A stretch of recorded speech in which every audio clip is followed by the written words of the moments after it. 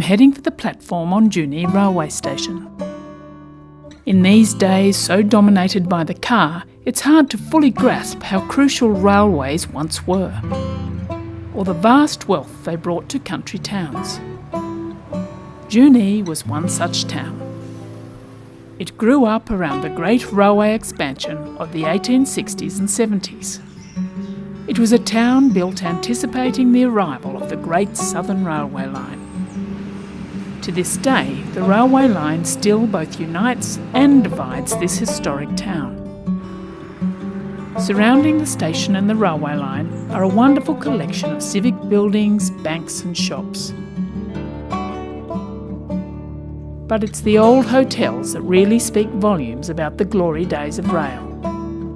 The Junee Hotel on the western side was once aptly named the Railway Hotel.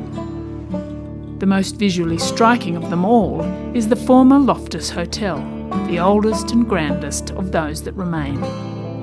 The Loftus was a monument to opulence, a luxury destination for weary train travellers. Imagine getting off the train in 1896 to spend a stylish night or two here. My next stop is over the tracks to one of Junee's main railway icons, the Roundhouse Rail and Transport Museum. This huge circular garage for trains was built in 1947, the biggest circular railway roundhouse in the Southern Hemisphere at the time. Take a stroll around the exhibits. Get in touch with your inner steam train driver. Live it up in first class, 1920s style. Even today, the old roundhouse is used by commercial operators like GrainCorp.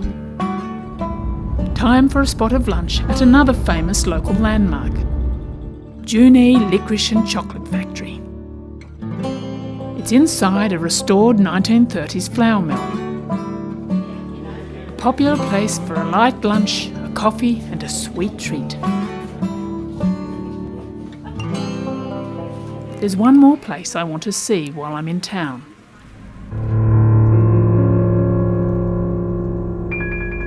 Monte Cristo Homestead is believed to be one of the most haunted houses in Australia. Built by a local publican who made a vast fortune from his hotel when the railway came to town.